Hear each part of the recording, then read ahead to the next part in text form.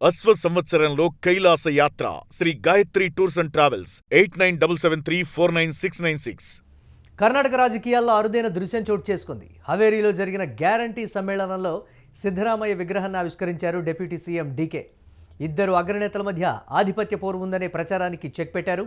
సిద్ధరామయ్య నాయకత్వంలో కర్ణాటక ప్రభుత్వం స్థిరంగా నడుస్తోంది. ఈ నేపథ్యంలో 1000 రోజుల పాలనను విజయవంతంగా పూర్తి చేసుకుంది. పార్టీల ఐక్యతను ప్రజలకు చాటి చెప్పేలా ప్లాన్ చేశారు.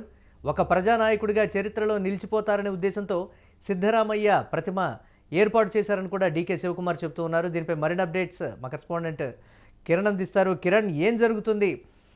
రోజుకొక ట్విస్ట్ అయితే చోటు చేసుకుంటున్నటువంటి పరిస్థితి, ఆధిపత్య పోరు, రకరకాలైనటువంటి కామెంట్స్, ముఖ్యమంత్రి కుర్చీ చుట్టూ తిరుగుతున్నటువంటి రాజకీయం ఒకవైపు అయితే, ఇద్దరూ కలిసి ఒక కార్యక్రమంలో హాజరవటం, డీకే శివకుమార్ సిద్ధరామయ్య ప్రతిమను ఆవిష్కరించడం, అసలు ఏం జరుగుతుంది కర్ణాటక రాజకీయాల్లో? పర్టికులర్గా కాంగ్రెస్ పార్టీ అధిష్టానానికి కానీ ఈ అంశాల మీద ఒక క్లారిటీ ఉందా అనేటువంటి చర్చ అయితే నడుస్తున్నటువంటి పరిస్థితి ఏంటి అసలు ఈ వింతకు సంబంధించి?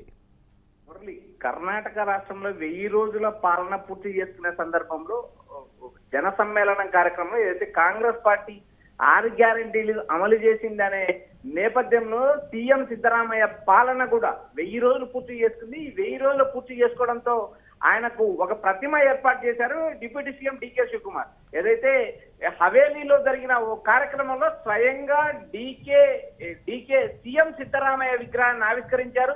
సిద్ధరామయ్య కూడా హర్షం వ్యక్తం చేశారు. ఇది నా వ్యక్తిగత గుర్తింపు కాదు, కాంగ్రెస్ పార్టీ కార్యకర్తలకు, నేతలకి అందరికీ గుర్తింపు, నా ఒక్కరికి వచ్చిన గుర్తింపు కాదు, కాంగ్రెస్ ఇచ్చిన గుర్తింపు అంటూ నేరుగా ఆయన భావోద్వేగం చెందారు. ఇద్దరు ఒకే వేదిక పైన అటు డిప్యూటీ సీఎం ఇద్దరు కరాచలనం చేసుకున్నారు, సంతోషంగా మాట్లాడారు. సిద్ధరామయ్య కూడా హర్షం వ్యక్తం చేశారు. అటు డీకే కూడా ప్రజానాయకుడు, సీఎం సిద్ధరామయ్య ప్రజానాయకుడు, ఆయన సేవలు, ఆయన చేసిన కార్యక్రమాలు, ఆయన చేసిన సంక్షేమ పథకాలు, మరోపక్క అహింద బీసీ, ఎస్టీ మైనారిటీ వర్గాలను ఏకం చేసిన ఘనత సీఎం సిద్ధరామయ్యకి దక్కుతుంది. ఎందుకంటే అగ్రవర్ణాలకు ధీటుగా ఏదైతే లింగాయిత్, ఇటు ఒక్కలిగ సామాజిక వర్గాలకి వ్యతిరేకంగా మిగిలిన కులాలన్నింటినీ అహింద ఉద్యమం ద్వారా ఏకతాటిపైకి తెచ్చిన ఘనత సిద్ధరామయ్యకి దక్కుతుంది.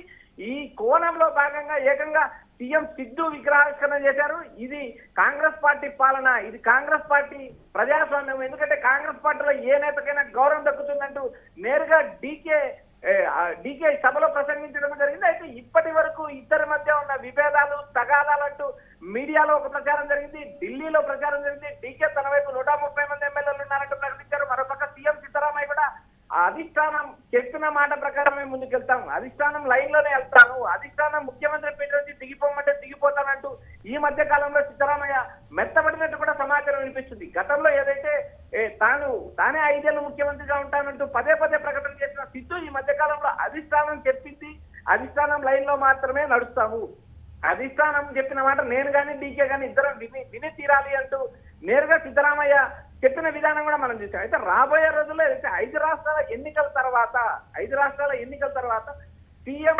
సిద్ధరామయ్య పీఠం నుంచి దిగిపోవడం దాదాపు ఖరారైంది మురళి. ఎందుకంటే రాబోయే రోజుల్లో ఏదైతే 2 నుంచి 3 నెలల కాలంలోనే ఏదైతే తమిళనాడు, కేరళ, అస్సాం, వెస్ట్ బెంగాల్ తో పాటు పుదుచ్చేరి రాష్ట్రానికి ఎన్నికలు ఉన్నాయి. ఈ ఎన్నికలు ముగిసిన నేపథ్యంలో భాగంగానే సీఎం పీఠాన్ని డీకేకి అప్పగించే అవకాశం స్పష్టంగా ఉన్నాయి. ప్రస్తుతం కేరళ రాష్ట్రంలో ఎన్నికలు ఉండడంతో కేరళలో బీసీ సామాజిక వర్గానికి సంబంధించిన వారు ఓటర్లు అధికంగా ఉన్నారు. ఏదైతే కర్ణాటకకు, కేరళకు దగ్గర బార్డర్ లో కేరళ ఉండడం, ఏదైతే బీసీ ముఖ్యమంత్రిని పీఠం నుంచి తీసినది అది కేరళ ఎన్నికల్లో తీవ్ర ప్రభావం చూపే అవకాశాలు ఉన్నాయి. కాబట్టి స్పష్టంగా అవకాశాలు ఉన్నాయనే నేపథ్యంలో భాగంగానే అస్సాం రాష్ట్రానికి ఇన్ఛార్జ్ గా డీకే శివకుమార్ ప్రకటించారు. ఇప్పటికే అస్సాం ఎన్నికల ఇన్ఛార్జ్ గా డీకేతో పాటు కాంగ్రెస్ అగ్రనేత ప్రియాంక గాంధీ కూడా వ్యవహారాలు తీస్తున్నారు.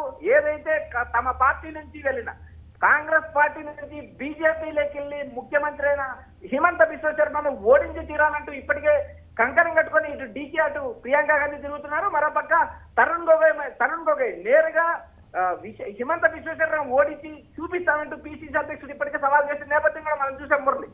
రైట్, అంటే క్లారిటీ ఇచ్చేటువంటి ప్రయత్నం చేస్తున్నారా కర్ణాటక ప్రజలకి, లేకపోతే అధిష్టానానికి ఒక క్లియర్ కట్ ఇండికేషన్ ఇచ్చేటువంటి ప్రయత్నం చేస్తున్నారు. ఎందుకు డీకే వెనక్కు తగ్గారు అనేటువంటి మాట కూడా గత కొన్ని రోజుల క్రితం డీకే వినిపించినటువంటి స్వరానికి ఇప్పుడు ఏర్పాటు చేసినటువంటి ఈ కార్యక్రమానికి సిద్ధరామయ్యతో కలిసినటువంటి ఈ వైనానికి సంబంధించి ఎక్కడ సింక్ అవ్వట్లేదు అనేటువంటి ఒక మాట, ఒక రాజకీయ ప్రకంపనలు రాబోయే ముందు డీకే ఇదే విధంగా వ్యవహరిస్తారని కూడా ఆయన వర్గం చెప్తున్నటువంటి పరిస్థితి. ఏంటి అల్లకల్లోలాలైతే ఏముండో అంత క్యాజువల్గా ఉండేటువంటి పరిస్థితి ఉంటుందంటారా? మురళి, కర్ణాటక కాంగ్రెస్ పార్టీలో 135 మంది ఎమ్మెల్యేలు ఉన్నారు, 137 మంది ఎమ్మెల్యేలు ఉన్నారు. మరో 2 ఉప ఎన్నికల్లో గెలిచారు. దాదాపు 137 మంది ఎమ్మెల్యేలు కాంగ్రెస్ పార్టీకి ఉన్నారు. కాంగ్రెస్ పార్టీ ఎమ్మెల్యేల మద్దతు అటు డీకేకి ఇటు సిద్ధరామయ్యకి సమానంగా ఉంది. ఎందుకంటే డీకేని ముఖ్యమంత్రి చేయాలంటే ఇప్పటికే కాంగ్రెస్ పార్టీ అధిష్టానానికి దాదాపు 90 మంది ఎమ్మెల్యేలు లేఖ రాశారని ఇప్పటికే సమాచారం ఉంది. మరోపక్క సీఎం సిద్ధరామయ్య అత్యధిక పదవీ కాలం నమోదు చేసుకున్న ఘనత కూడా ఆయనకే దక్కింది. కర్ణాటక రాష్ట్రంలో కాంగ్రెస్ పార్టీ నుంచి అత్యధిక కాలం ముఖ్యమంత్రిగా వ్యవహరించిన నేతగా కూడా సిద్ధరామయ్య రికార్డు సృష్టించారు. మరోపక్క 1000 రోజుల పాలన కూడా పూర్తి చేసుకున్న ఘనత కూడా సీఎం సిద్ధు దక్కించుకున్నారు. మరోపక్క ఏదైతే ఇప్పటి వరకు 2.5 ఫార్ములా ఏదైతే కాంగ్రెస్ పార్టీ అధిష్టానం చెప్పిందో అదే ఫార్ములా కట్టుబడి ఉండమని డీకే పదే కాంగ్రెస్ అధిష్టానానికి విజ్ఞప్తి చేస్తున్నారు. ఎందుకంటే కాంగ్రెస్ పార్టీ అధిష్టానం ఇచ్చిన మాట కాంగ్రెస్ పార్టీ నిలబెట్టుకోలేకపోతే అది ప్రజల్లో ఇంకొక విధంగా వెళ్తుంది. ఇప్పటికే తెలంగాణ రాష్ట్రంలో మనం చూసాం. ఏదైతే కోమటిరెడ్డి రాజగోపాల్ రెడ్డికి మంత్రి పదవి ఇస్తామంటూ గతంలో ప్రియాంక గాంధీ హామీ ఇచ్చారు. ఆ హామీ నిలబెట్టుకోలేని నేపథ్యంలో ఏకంగా కాంగ్రెస్ పార్టీ అధిష్టానానికి ఇటు సీఎం రేవంత్ రెడ్డికి చుక్కలు చూపుతున్నారు ఇప్పటికే కోమటిరెడ్డి రాజగోపాల్ రెడ్డి. మరోపక్క ఏదైతే కర్ణాటకలో ఇచ్చిన మాట నిలబెట్టుకోవాలంటూ డీకే ఒత్తిడి చేస్తున్నారు. మరోపక్క అస్సాం ఎన్నికల ఇన్ఛార్జ్ గా నియమించారు. మరోపక్క ఆర్థిక వ్యవహారాలు చూస్తారు. వీటి అన్నిటికీ పరిగణలోకి తీసుకున్న తర్వాత ఏదైతే కర్కేతో డీకే, రాహుల్, కర్కే ముగ్గురు సమావేశం నేపథ్యంలో అస్సాం ఎన్నికల తర్వాత అయినా తనకు పీఠం అప్పచెప్తారా అంటూ నేరుగా కాంగ్రెస్ పార్టీ అధిష్టానాన్ని ప్రశ్నించిన నేపథ్యం ఉంది. అయితే కాంగ్రెస్ లో కష్టపడే వారికి గుర్తింపు ఉంటుంది, మీ సేవలు ఖచ్చితంగా గుర్తించుకుంటామంటూ రాహుల్ ఇచ్చిన భరోసాతో ఆయన అస్సాం ఎన్నికల ఇన్ఛార్జిగా ఉన్నారు. అస్సాంలో కాంగ్రెస్ పార్టీ గెలిపించడానికి విశ్వ ప్రయత్నంలో మరోపక్క డీకే అటు ప్రియాంక ఇతరులు చూస్తున్నారు. ఇక్కడ ప్రధానంగా కర్ణాటక రాష్ట్రంలో అస్సాంలో పగ్గాలు చేపడితే డీకేకి ముఖ్యమంత్రి కుర్చీ ఇస్తామనేటువంటి ఒక ఆఫర్తోనే ఉన్నారంటారు. ఆ కోణంలో చూడొచ్చంటారా? అందుకే బాధ్యతలు అప్పగించారు. అక్కడ గెలుపు తీరాలకు చేరిస్తేనే ఇక్కడ ముఖ్యమంత్రి పీఠం అనేటువంటి పీఠముడి పెట్టారని అనుకోవచ్చు అంటారా? మురళి, ఇక్కడ ప్రధానంగా డీకేకి గెలుపు గుర్రం అనే ఒక రేసు గుర్రం అనే ఒక పేరు కూడా ఉంది. ఎందుకంటే కర్ణాటకలో కాంగ్రెస్ పార్టీ అధికారంలోకి వచ్చిన తర్వాత తెలంగాణ బాధ్యతలు కూడా డీకేకి అప్పచెప్పారు. తెలంగాణలో కాంగ్రెస్ పార్టీ అధికారంలోకి రావడానికి డీకే వేసిన ఎత్తులే ప్రధాన కారణము. ఏదైతే డీకే ఆర్థిక వనరులు కూడా సమకూర్చారు. చాలా మంది అభ్యర్థులతో ఆయన బీఆర్ఎస్ నుంచి కాంగ్రెస్ లో చేరిన అభ్యర్థులు నేరుగా డీకే మాట్లాడారు. కర్ణాటకకు సంబంధించిన వ్యవహారాలన్నీ, తెలంగాణకు సంబంధించిన వ్యవహారాలన్నీ బెంగళూరులో కూర్చొని డీకే డీల్ చేశారన్న విషయం అందరికీ తెలిసిన విషయం. అయితే ఇప్పుడు ప్రధానంగా అస్సాం ఎన్నికల్లో కాంగ్రెస్ పార్టీ గెలిస్తే ఖచ్చితంగా డీకే శివకుమార్ ముఖ్యమంత్రి అవుతారు, అందులో ఎలాంటి సందేహం లేదంటూ ఇప్పటికే కాంగ్రెస్ పార్టీకి చెందిన నేతలు కావచ్చు, కాంగ్రెస్ పార్టీ అభిమానులు కావచ్చు, డీకే వర్గీయులు కావచ్చు నేరుగా వ్యాఖ్యానిస్తున్నారు. Murali, right, thanks for updates Kiran. అసలు కర్ణాటక రాజకీయాల్లో ఏం జరుగుతుందనేటువంటి ఒక సస్పెన్స్ అయితే వేధిస్తున్నటువంటి పరిస్థితి. కర్ణాటక రాష్ట్ర రాజకీయాల్లో ఒక అరుదైనటువంటి దృశ్యం అయితే చోటు చేసుకుంది. హవేలీలో జరిగినటువంటి గ్యారంటీ సమ్మేళనంలో సిద్ధరామయ్య విగ్రహాన్ని ఆవిష్కరించారు డిప్యూటీ సీఎం డీకే. ఇరువురు నేతలు కలిసి కార్యక్రమంలో పాల్గొనడం కూడా ఒకంత ఆశ్చర్యాన్ని కలిగించినటువంటి పరిస్థితి ఉంది. గత కొన్ని రోజులుగా కర్ణాటక రాజకీయాల్లో ముఖ్యమంత్రి పీఠం చుట్టూ తిరుగుతున్నటువంటి రాజకీయ నేపథ్యంలో ఇరువురు కలవటం, సిద్ధరామయ్య విగ్రహాన్ని ఏర్పాటు చేయడం, ఆ కార్యక్రమాన్ని ఆ విగ్రహాన్ని డీకే ఆవిష్కరించడం కూడా ఒకంత ఆశ్చర్యం కలిగిస్తున్నటువంటి పరిస్థితి ఉంది. ఇద్దరు అగ్రనేతల మధ్య ఆధిపత్య పోరుందనేటువంటి ప్రచారానికి కూడా ఈ ఇరువురు నేతలు అయితే చెక్ పెట్టారు. సిద్ధరామయ్య నాయకత్వంలో కర్ణాటక ప్రభుత్వం స్థిరంగా నడుస్తోందంటూ చెప్పారు. 1000 రోజుల పాలనను విజయవంతంగా పూర్తి చేసుకున్నారు సిద్ధరామయ్య.